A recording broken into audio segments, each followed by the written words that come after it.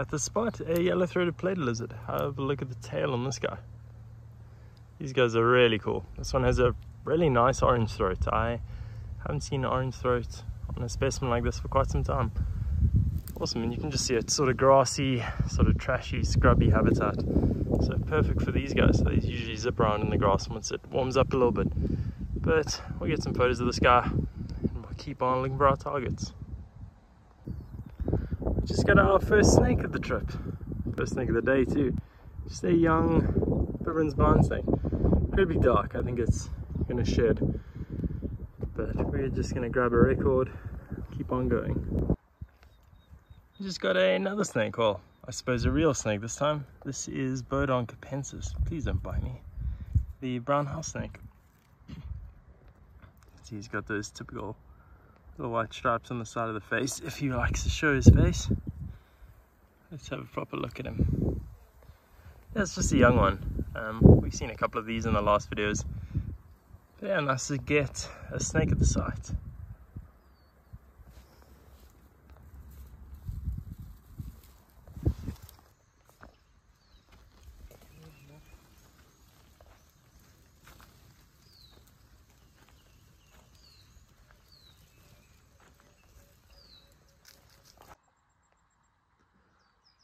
Well, last night this happened.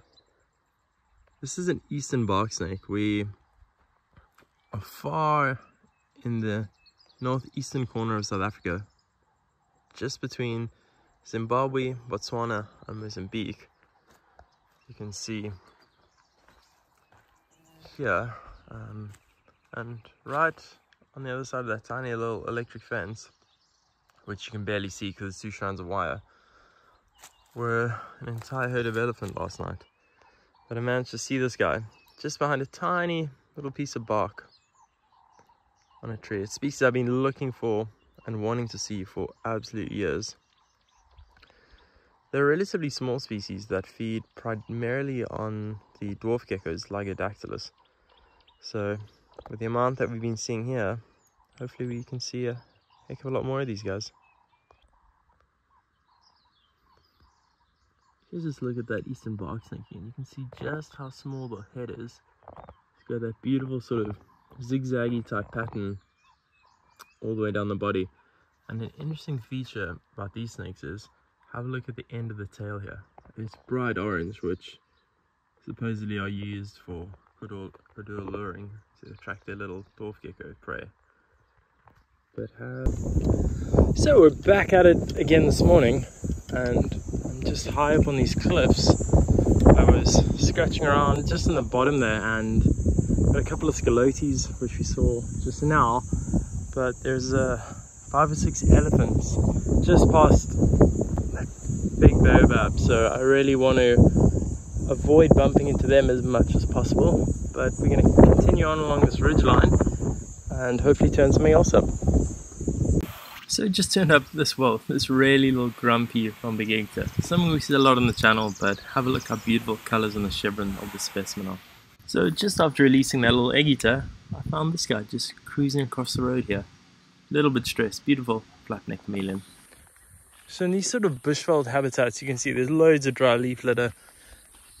And the best ways of finding reptiles is actually just walking around and just listening to either things moving in the leaf litter or just the birds causing a racket. I did hear some birds causing a bit of an alarm call with some squirrels, which is generally a good sign, but I wasn't able to see anything. So it's 1:30 in the afternoon. It must be 34, 35 degrees, and I'll stand a bit wider, but I just heard something rustling in this, what they call a lala palm. And have a look. I don't know if you can see him yet. I haven't caught him, but that is the tail. Oh, there's his head of a rock monitor, Varanus albigularis. Let's see if we can get hands on him with him not disappearing. I got his tail. Here comes his head. You can see his tongue's going. I just gotta make sure he doesn't bite me because we are not having a monitor bite. Let me just see if I can gently pull him out. And there you go. He is upset. Have a look at the face on this guy. He's actually really cute. It's just a young one. Oh, see, he can't be more than a couple weeks old.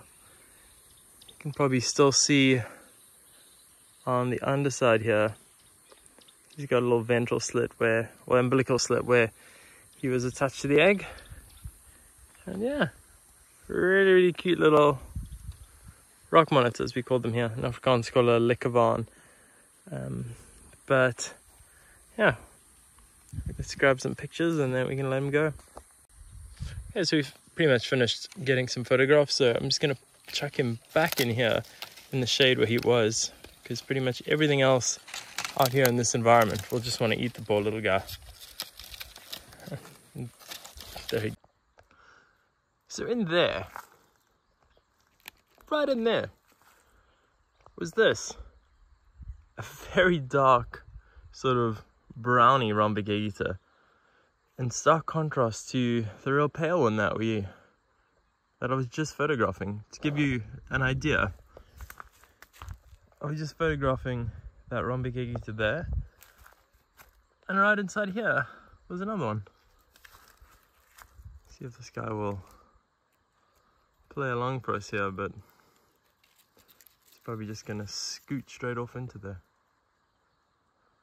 Yeah, rhombic egg eater, Decipelta scabra. We've seen quite a number of these on the trip so far, so always nice to see a bit of variation.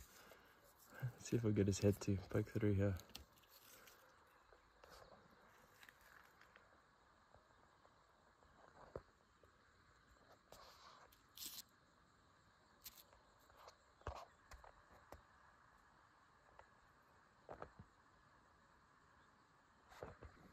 These egg eaters are actually excellent climbers, as you'd expect for a snake that has to feed on bird eggs. So it's got to transverse these little trees in search of bird eggs. You can see they got that really flat rounded head, quite a large eye, heavily keeled body scales. You can see the line running through the scales there.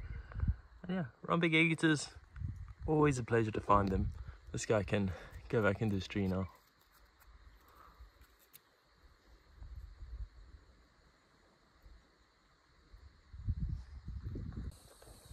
So we're out here in a bit of a wider view in Mopani sort of woodland and scrubland,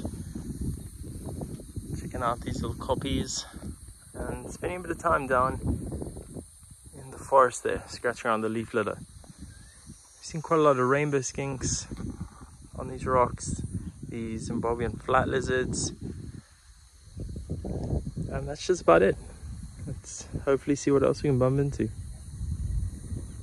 Well, we didn't get too much on the rocky outcrop, but we just got this beautiful looking pathara just on the trail here, just walking back to our accommodation. Don't have any equipment, so excuse the dodgy footage and not getting too close, but got a quick record shot with the phone and that'll be just about it, and we are going to head back to our accommodation. So after a little bit of a struggle this morning, although the guys are still pretty cold, they're moving too fast, but a lot fast enough for me. This is the bushveld lizard, Heliobolus. I've been wanting to see these guys for quite a while, although they are quite common. It's just the fact of when you want to see something and you haven't, that's it. The juveniles are quite interesting. They're actually pitch black with tiny little yellow stripes on them. They imitate some of the insectivorous beetles that buzz around here. But just got my camera gear locked and loaded, so we're gonna grab a couple photos of these and hopefully I don't lose them.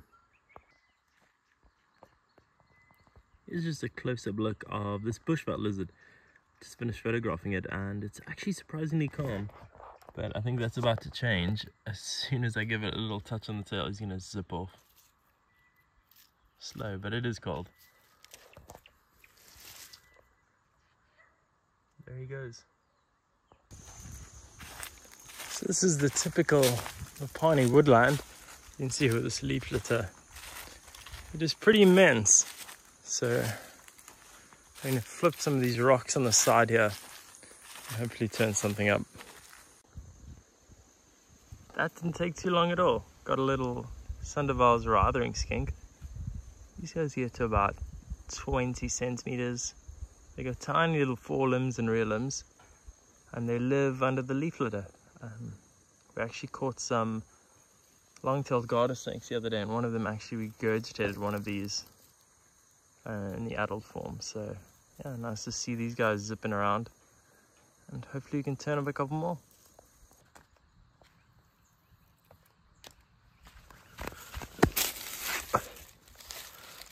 That was way too close to losing this thing. This is a Eastern Natal green snake, Phylophamnus natalensis, if it'll focus. We're on the extreme edge of their distribution. They're only just coming to South Africa, here near the Kruger National Park where we're based. And yeah, just zipping around on this tree right next to our campsite. Well, our shallows. It's a pretty small one. We've seen some pretty large ones in some of our other videos. But yeah, this guy can just go back up his tree and carry on his little Phylophamnus day. Excellent climb, as you can see, with those keeled ventral scales.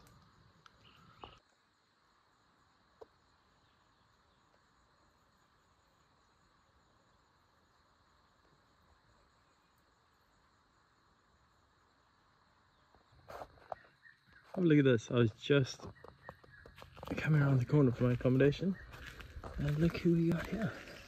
A little flat-necked chameleon buzzing across the path. He should pop out behind the rock. Let me grab me, can have a little better look at him. There you go. He's a little bit upset. A lot upset, you could say. And this is just a young flat-necked chameleon. When he's relaxed, he'll go bright green, but I'll help him out and he can go in his little bush. Hopefully not get eaten by a yellow-bellied sand snake.